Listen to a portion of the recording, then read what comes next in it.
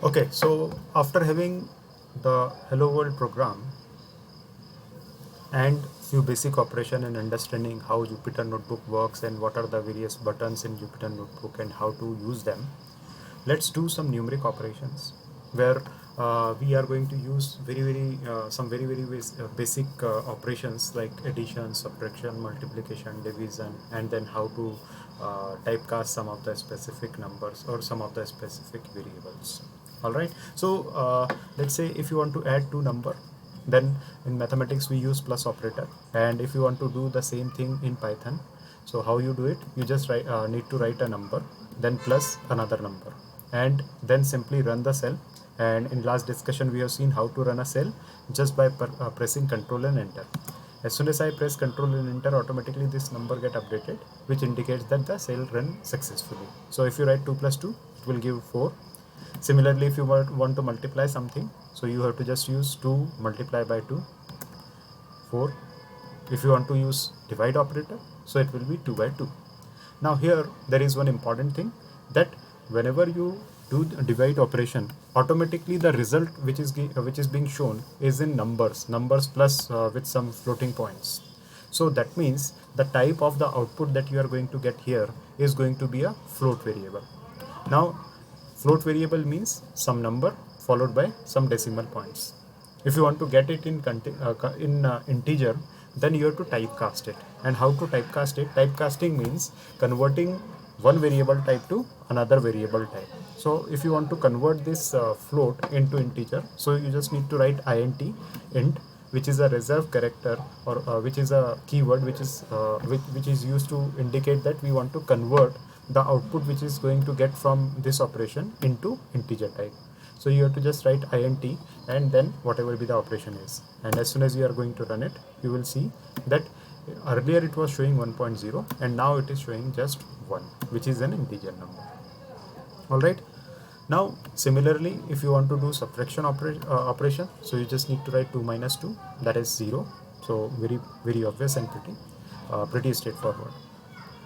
Now next thing which we are going to discuss is assignment of the result.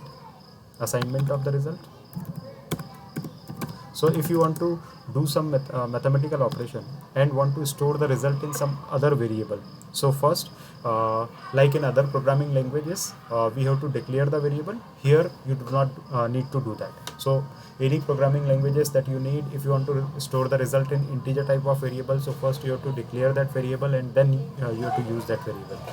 But the beauty of Python is you need not to do that.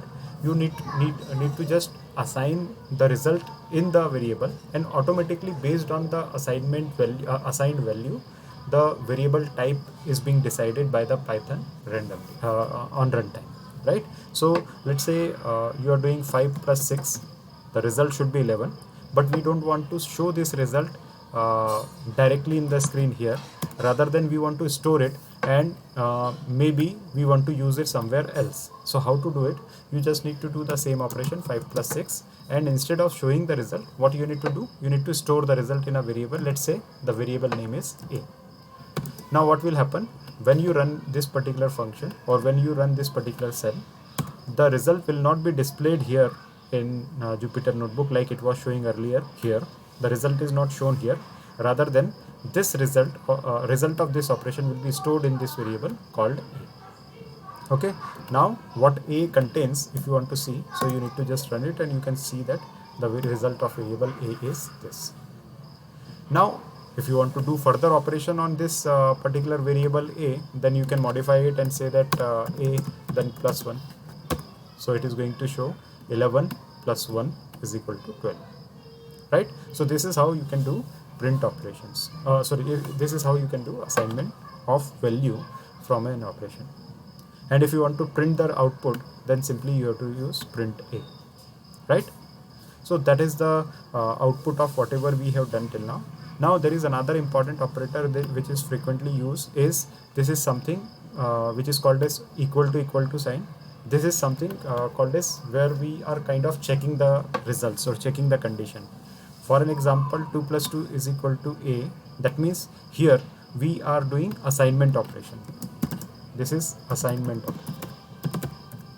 And equal to is called as comparison operator. So if you are using just one equal to, means what will happen, the result of this will be calculated and assigned to A. So that's why it is called as assignment operator. But if you are using 2 times equal to, then we are saying that we are comparing this result with this result, and we want to know whether this is equal to this or not. So the value of A is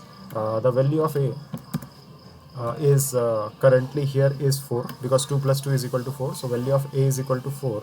Now we are checking that is it something A, that is 4 is equal to 2. So here it does mean this precisely. So is it something 4 is equal to 2 or not? Sorry. So the result should be equal to false, right? So it returns true or false. True means yes, whatever you are saying is correct, and false means this is wrong.